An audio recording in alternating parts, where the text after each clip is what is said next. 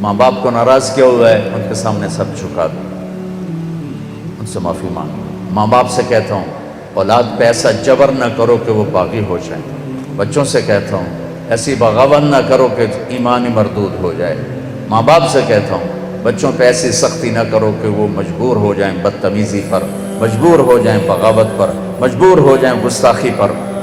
90% ماں باپ کی وجہ سے اولاد نافرمان ہو رہی، 90%، کہ ماں باپ کو پتہ نہیں اولاد کو لے کے چلنا کیسے، اسے اب ایسی پراپرٹی سمجھتے ہیں کہ جی میں مرضی نہ نبا چھڑو۔ تو وہ ایک گوشت پوشت کا ڈھانچہ ہے، اس کے اندر احساس ہیں، جذبات ہیں، ان کے مطابق ڈیل کرنا یہ ماں باپ پر فرض ہے، ورنہ ضائع کر بیٹھیں۔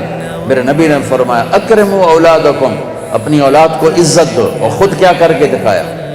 یہ برابر میں حضرت فاطمہ کا گھر ہے، آنا جانا ہر وقت لگا ہوا ہے۔ جب حضرت فاطمہ تشریف لاتی آپ ان کے لیے کھڑے ہو جاتے، 4 قدم آگے بڑھتے، ان کا ہاتھ پکڑتے، ہاتھ کا بوسہ لیتے، یوں پھر پہلے اپنی بیٹی کو بٹھاتے چارپائی پر، اس کے بعد خود بیٹھتے تھے۔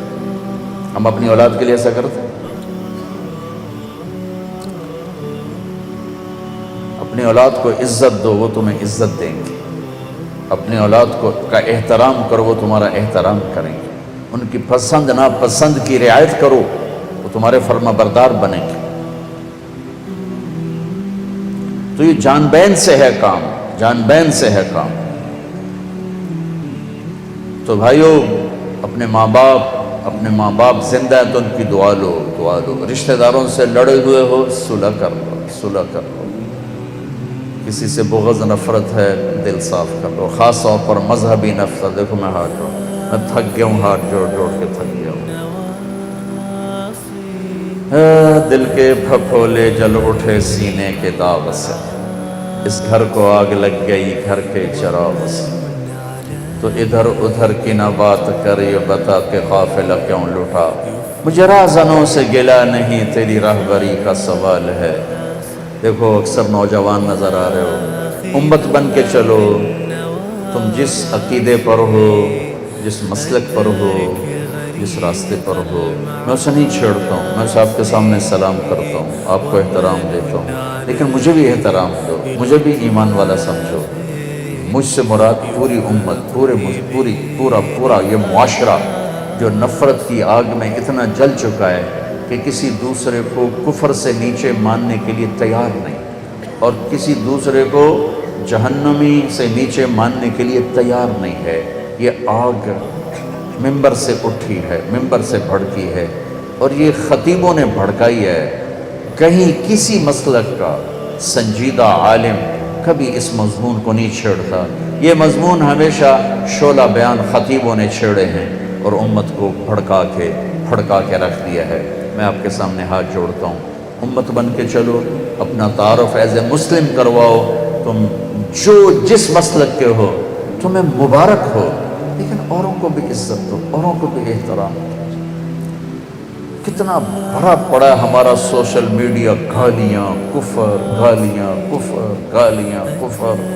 اور تم یہاں تک پہنچ چکے ہو کہ کتنے میرے مسلمان بھائی ہیں وہ مکے میں جا کے امام کعبہ کے پیچھے نماز نہیں پڑھتے کہ ان کے پیچھے نماز نہیں ہوتی۔ اللہ اکبر۔ مدینے جیسی مسجد کے امام کے پیچھے نماز نہیں پڑھتے کہ ان کے پیچھے نماز نہیں ہوتی، پھر کن کے پیچھے ہوتی؟ وہ کون احمق اور نادان ہیں جنہوں نے اس حد تک امت کو گمراہی پر ڈال دیا کہ اللہ کے گھر کے مصلی پر بھی کھڑا ہوا غیر مسلم ہے، اور نبی کے مصلی پر کھڑا ہوا بھی اس قابل نہیں کہ اس کے پیچھے اللہ اکبر کہہ سکو۔ یہ میرے دیس کا درد ہے، یہ جہالت میرے دیس میں ہے۔ میں دکھ سے کہہ رہا ہوں، درد سے کہہ رہا ہوں، اللہ کے واسطے مذہبی نفرتیں مٹاؤ، سیاسی نفرتیں مٹاؤ، ظلم و ستم سے نکلو، ظلم و ستم سے نکلو۔ قتل و غارت، کفر، سب و شتم، یہ سفینوں کو ڈبو دینے والے کام۔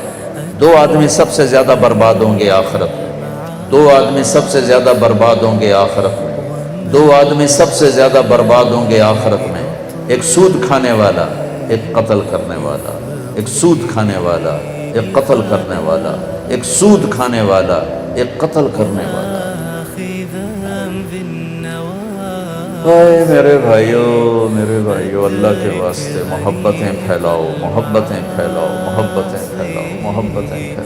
ومن عليه بلطف يفضي به لخلاص